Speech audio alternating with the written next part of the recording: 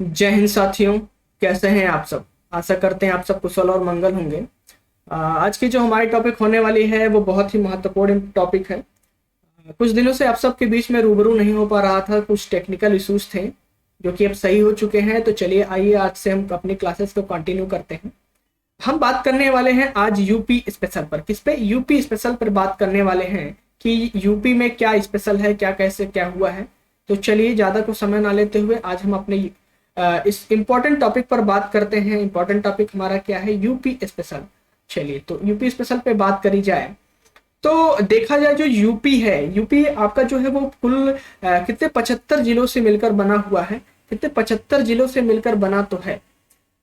लेकिन इसमें जो 75 जिले हैं आपके, इस 75 जिलों में आपके जो है कौन कौन से पूर्वी जिले हैं, कौन से पश्चिमी जिले हैं, आज इस पे हम बात करने वाले हैं। तो सबसे पहले देखा जाए आपका जो सबसे उत्तरी जिला माना जाता है, उत्तरी जिला आपका कौन सा सबसे है? वो सहारनपुर है। उत्तरी जिला आपका सहारनपुर है।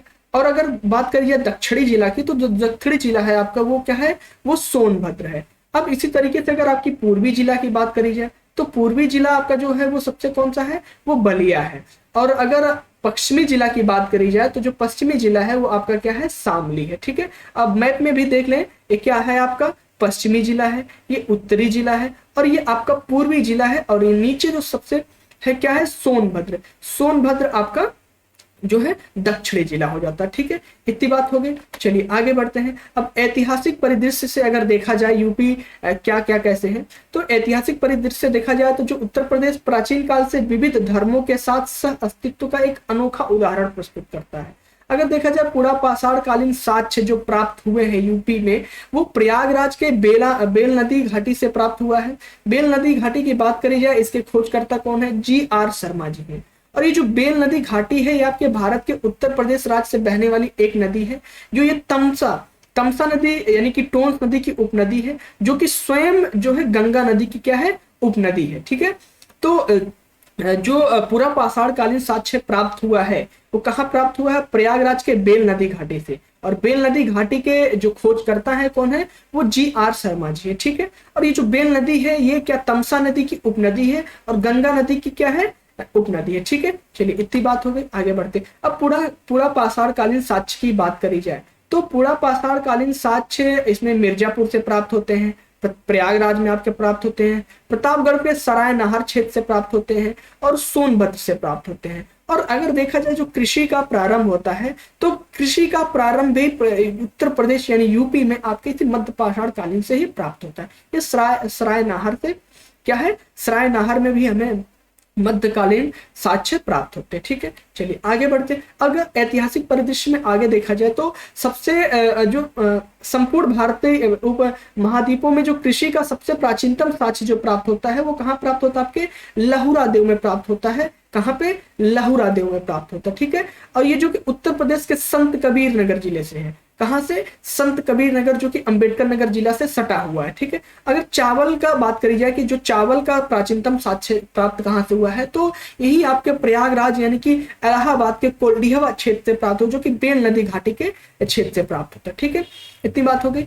अब बात करी जाए ताम्र कांस्य युगीन साक्ष्य की, तो जो ताम्र कांस्य युगीन साक्ष्य वो आपके मेरठ के आलमगीरपुर के जो कि सिंधु सभ्यता के सबसे पूर्वी बिंदु पर स्थित है और ये यहाँ सहारनपुर और मुजफ्फरनगर से प्राप्त होते हैं। ठीक है, इतनी बात हो गई। तो चावल का सबसे प्राचीनतम साक्ष्य की बात करी जाए तो आपके जो है प्रयागराज के कोल्डिहवा बेल नदी घाटी के क्षेत्र से प्राप्त होता है। ठीक है, अब वैदिक कालीन साक्ष्य की बात करी जाए तो जो वैदिक कालीन साक्ष्य का स्रोत है वो कौन सा है? वो ऋग्वेद है। ठीक है, उत्तर वैदिक काल की बात करी जाए तो ये 1500 ईस्वी पूर्व से 750 ईसा पूर्व। इस युग में अगर देखा जाए उत्तर मध्य देश में महर्षि देश के रूप से जाना जाता है। ये जो आपका है ये उत्तर मध्य देश से महर्षि देश के रूप से जाना जाता था। ठीक है, तो इतनी बात हो गई। अब ऐतिहासिक साक्ष्य के रूप में देखा जाए तो जैन धर्म, बौद्ध धर्म को महत्व दिया जाता है। कहाँ पे? उत्तर प्रदेश की बात करी जा रही है कि जैन धर्म और बौद्ध धर्म को यहाँ महत्वता दी जाती है। अब बात कर लीजिए बौद्ध धर्म की, तो बौद्ध धर्म के धर्म चक्र परिवर्तन की शुरुआत देखा जाए तो उत्तर प्रदेश के आपके सारनाथ क्षेत्र से।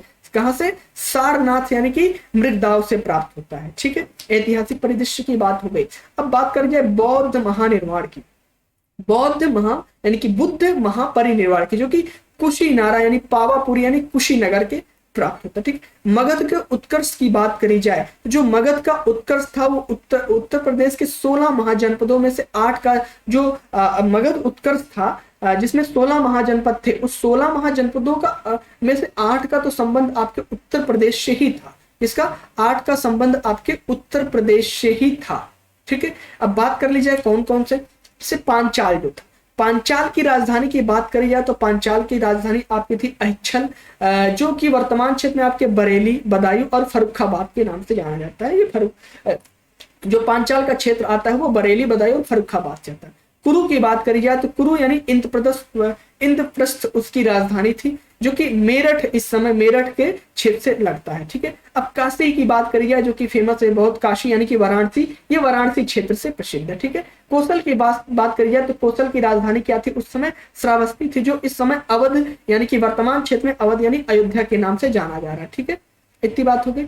अब आगे की बात करी जाए, जो 8 थे तो 8 में हमने 4 में बात कर ली।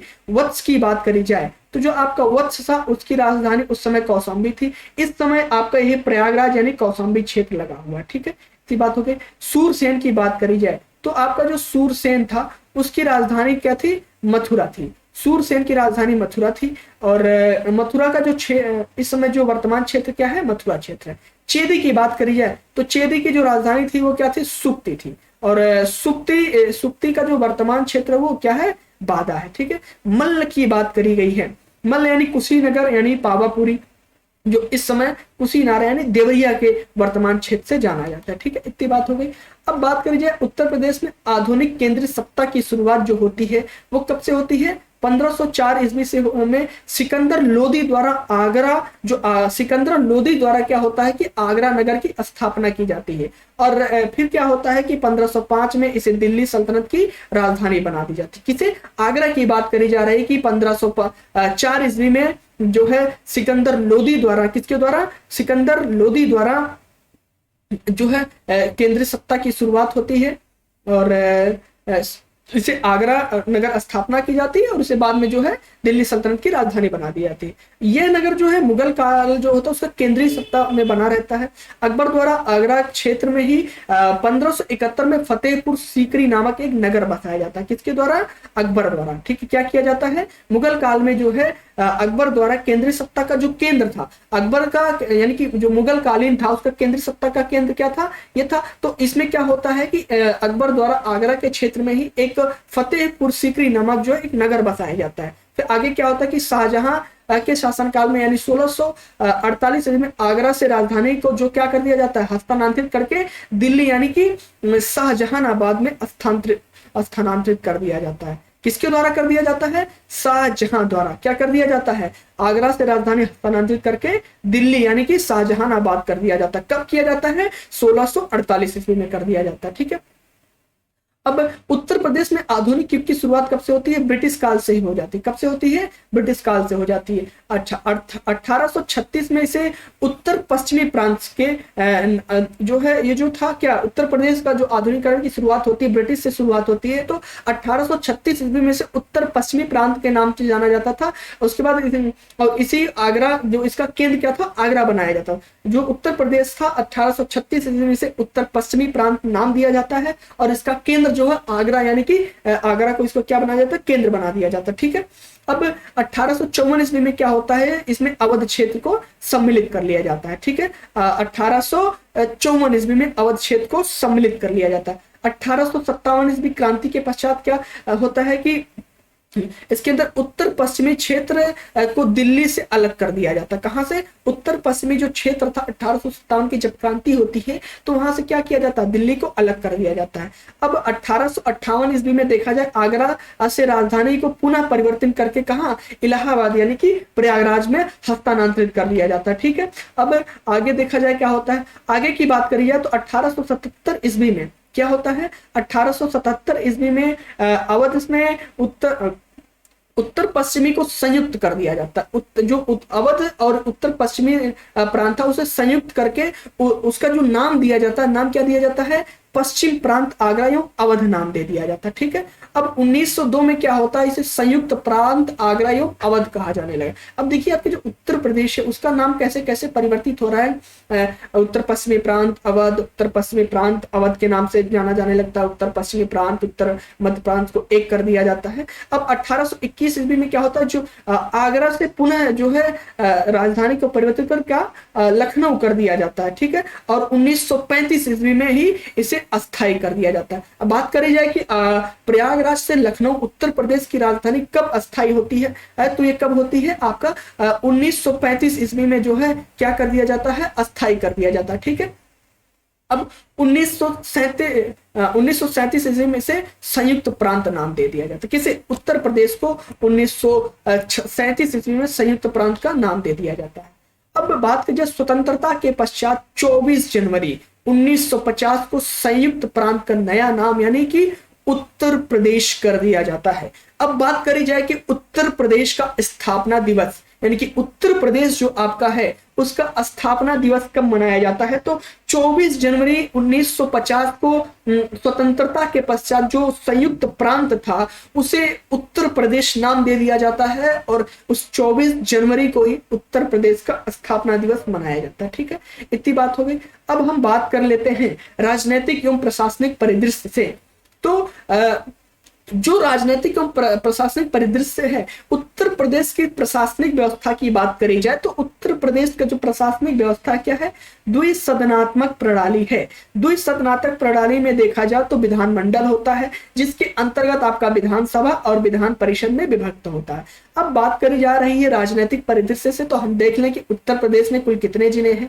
वर्तमान समय में देखा जाए तो उत्तर प्रदेश जो है वो 75 जिलों में विभक्त है और डिवीजन की बात करी जाए तो डिवीजन जो है वो 18 डिवीजन में विभक्त है और ब्लॉक की बात करी जाए तो 822 ब्लॉक है और पंचायत की बात करी जाए तो 52,021 पंचायत है। गांव की बात करी जाए, ठीक है, अच्छा, सबसे अगर देखा जाए तो उत्तर प्रदेश में भारत का 5वां सबसे बड़ा राज्य है।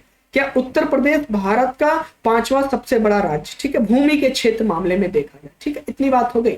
अब हम बात कर लेते हैं विधानसभा की बात हो रही थी अभी, तो विधानसभा की संरचना का वर्णन आपके अनुच्छेद 168 में किया गया है। कहाँ किया गया है, 168 में किया गया है। अच्छा, जब आपके उत्तर प्रदेश में उत्तराखंड लगा हुआ था, यानी कि उत्तर प्रदेश जब विभक्त हुआ कब, जब 24 जनवरी को इसका नाम दे दिया जाता है उत्तर प्रदेश। तो उत्तराखंड के विभक्त होने से पहले जो उत्तर प्रदेश में विधानसभा की सीट थी वो कुल कितनी थी, 426 सीटें थी।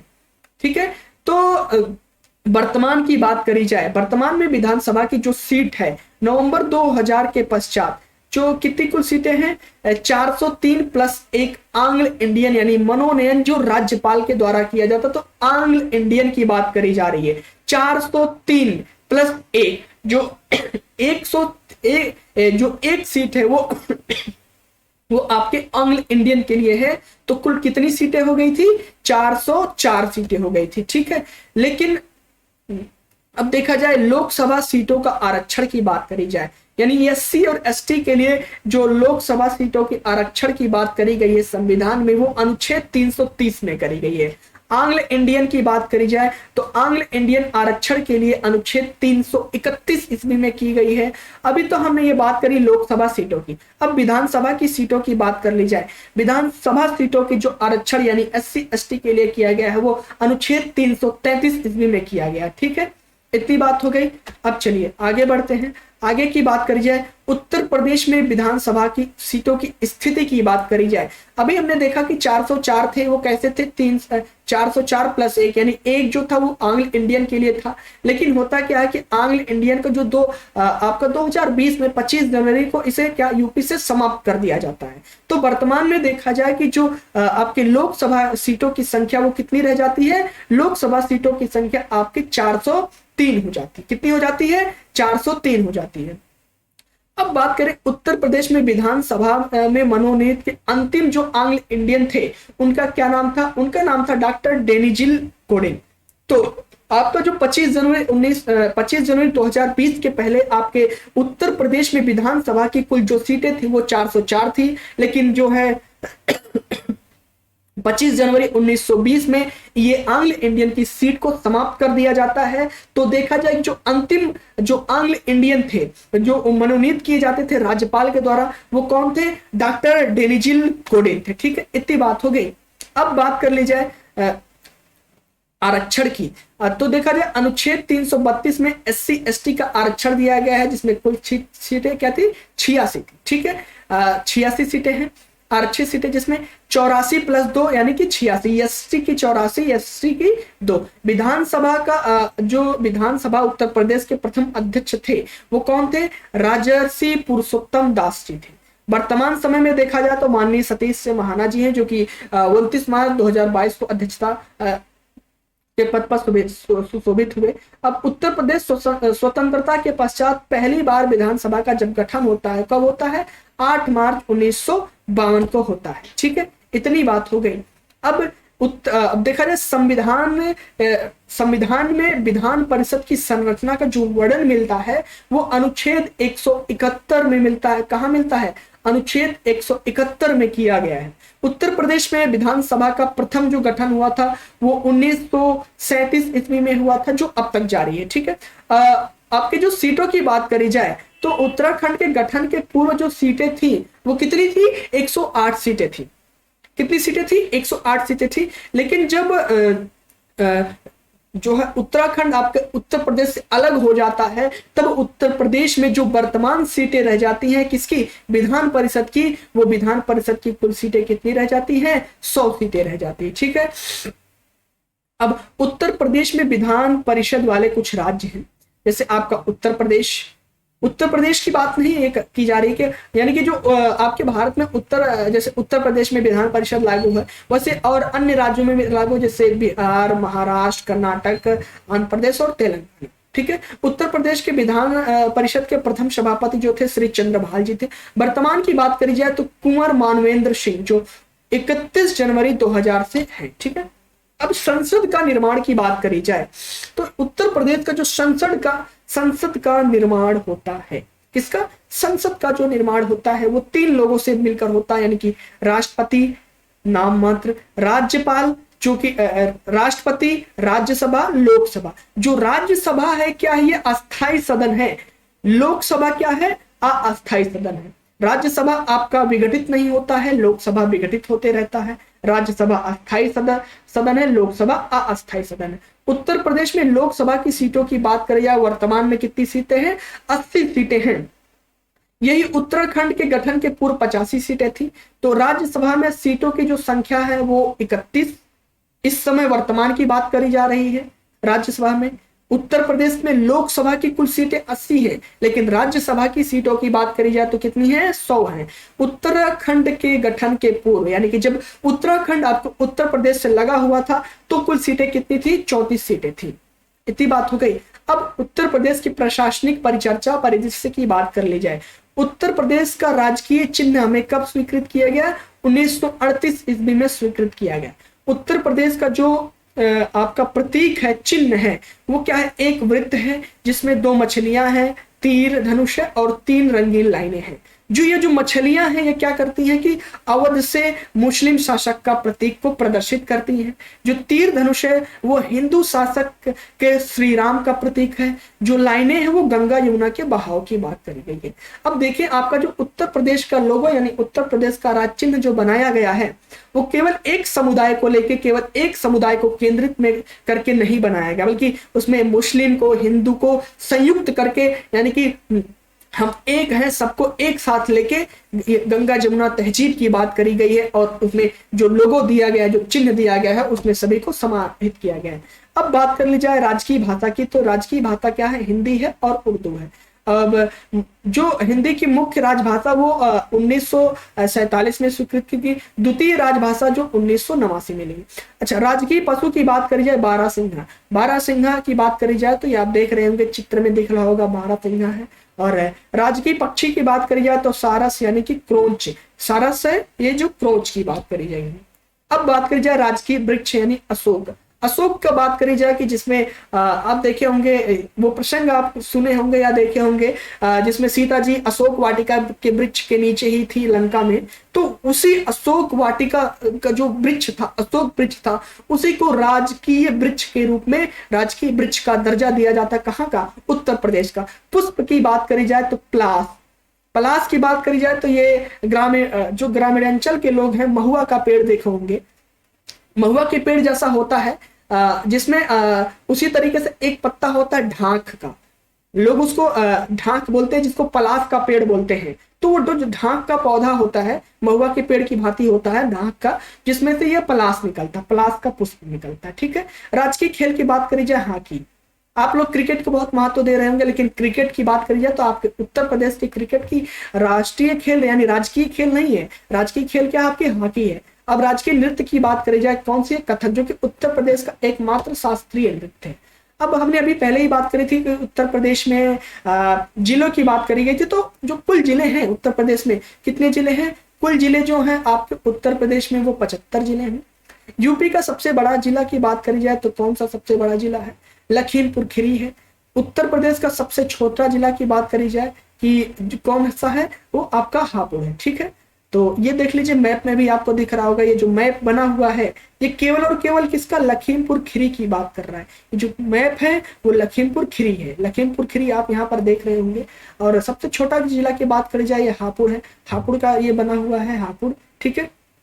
तो आप मैप में भी देख सकते हैं, हापुड़, बागपत, मेरठ। ठीक है, ये चीजें हो गई।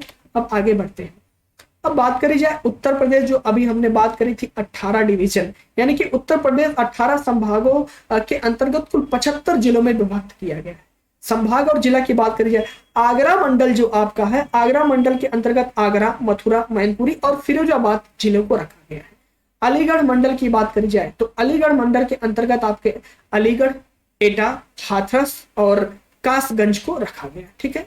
इलाहाबाद मंडल की बात करी जाए तो इलाहाबाद मंडल के अंतर्गत इलाहाबाद, फतेहपुर, कौशाम्बी और प्रतापगढ़ को रखा गया। आजमगढ़ मंडल की बात करें अगर, तो आजमगढ़ मंडल के अंतर्गत आजमगढ़, बलिया और मऊ को रखा गया। बरेली मंडल की बात करें तो बरेली मंडल के अंतर्गत बदायूं, बरेली खुर्द, पीलीभीत और शाहजहांपुर को रखा गया। ये क्या है? ये सब जिले हैं। ये 75 जिले 18 संभागों में यानी कि 18 मंडल में विभक्त है। बस्ती की बात करी जाए यानी बस्ती, संत कबीर नगर और सिद्धार्थ नगर। बस्ती मंडल के अंतर्गत सिद्धार्थ नगर जो है आपका सिद्धार्थ, संत कबीर नगर और सिद्धार्थ आता है। ठीक है। तो आप लोग कमेंट बॉक्स में बताइए कि आप किस मंडल के अंतर्गत आते हैं और आपका जिला कौन सा है। चलिए कमेंट बॉक्स में आप लोग जरूर बताइएगा कि आप किस मंडल के अंतर्गत आते हैं और आपका जिला कौन सा है। जैसे कि हमारा मंडल फैजाबाद है। ठीक है। चित्रकूट की बात करिए, चित्रकूट मंडल के अंतर्गत आपका बादा, हमीरपुर, चित्रकूट और महोबा आता है। ठीक है। देवी पाटन मंडल की बात करी जाए तो देवी पाटन मंडल गोड्डा, बहराइच, लखीमपुर खीरी यानी गोंडा, बहराइच, बलरामपुर और श्रीवास यानी श्रावस्ती। फैजाबाद मंडल की बात करी जाए तो अम्बेडकर नगर, बाराबंकी, फैजाबाद खुद, सुल्तानपुर और अमेठी आता है। गोरखपुर मंडल की बात करी जाए तो गोरखपुर मंडल के अंतर्गत आपका देवरिया, गोरखपुर, कुशीनगर और महाराजगंज आता है। झांसी मंडल की बात करें तो झांसी मंडल के अंतर्गत जालौन, ललितपुर आता है। कानपुर मंडल की बात करें तो कानपुर मंडल के अंतर्गत औरैया, इटावा, फर्रुखाबाद, कन्नौज, कानपुर देहात और कानपुर नगर आता है। ठीक है। लखनऊ मंडल की बात करें तो लखनऊ मंडल के अंतर्गत आपका हरदोई, लखीमपुर खीरी और लखनऊ स्वयं, रायबरेली, सीतापुर और उन्नाव आता है। ठीक। मेरठ मंडल की बात करें तो मेरठ मंडल के अंतर्गत आपका बागपत, बुंदेलखंड शहर, गौतम नगर, गौतम बुद्ध नगर, गाजियाबाद और मेरठ और हापुड़ आता है। ठीक, इतनी बात हो गई। अब बात कर लेते हैं मिर्जापुर मंडल की। तो मिर्जापुर मंडल के में मिर्जापुर, कालीन भैया, मिर्जापुर, संत कबीर नगर, संत रविदास नगर, सोनभद्र। ठीक है। ये आता कौन है? सबसे जो आपका दक्षिणी जिला सोनभद्र की बात हुई थी। ठीक है। इस चीज को आप लोग ध्यान दीजिएगा। आप सब कमेंट बॉक्स में बताइएगा सबसे पूर्वी जिला कौन सा है, पश्चिमी जिला कौन सा है और उत्तरी जिला कौन सा। ठीक है। मुरादाबाद मंडल के अंतर्गत बिजनौर, अमरोहा, मुरादाबाद, रामपुर और संभल आता है। सहारनपुर मंडल की बात करें तो सहारनपुर मंडल के अंतर्गत मुजफ्फरनगर, सहारनपुर, शामली आता है। वाराणसी मंडल के अंतर्गत वाराणसी, चंदौली, गाजीपुर और जौनपुर आता है। सबसे बड़ा मंडल की बात करें तो सबसे बड़ा मंडल आपका लखनऊ, मेरठ, कानपुर आता है। इन तीनों मंडल के अंतर्गत 6 जिले को रखा गया है। और सबसे छोटा मंडल की बात करें तो मिर्जापुर मंडल, आजमगढ़ मंडल, बस्ती, झांसी और सहारनपुर। इसमें तीन तीन जो है तीन तीन जिलों को रखा गया है। ठीक है, तो आज की हमारी क्लास यही तक थी। हमने बात किया यूपी स्पेशल पर। किस पे बात किया हमने? यूपी स्पेशल पर हमने बात किया कि यूपी की स्थिति क्या रही, यूपी का गठन कैसे हुआ, यूपी के और किन किन नामों से जाना जाता था, यूपी का ऐतिहासिक परिदृश्य क्या था, यूपी के पूर्वी जिले पश्चिमी जिले कौन कौन से थे, सहारनपुर, शामली, बलिया, सोनभद्र, ये सारी चीजें थी जिन पे हमने बात किया। ठीक है, तो ये चीजें हो गई।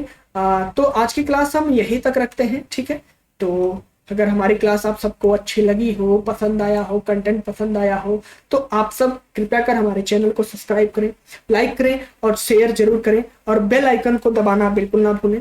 तो चलिए ठीक है, आज की क्लास यही तक हम रखते हैं। जय हिंद, जय भारत, स्वस्थ रहे, मस्त रहे।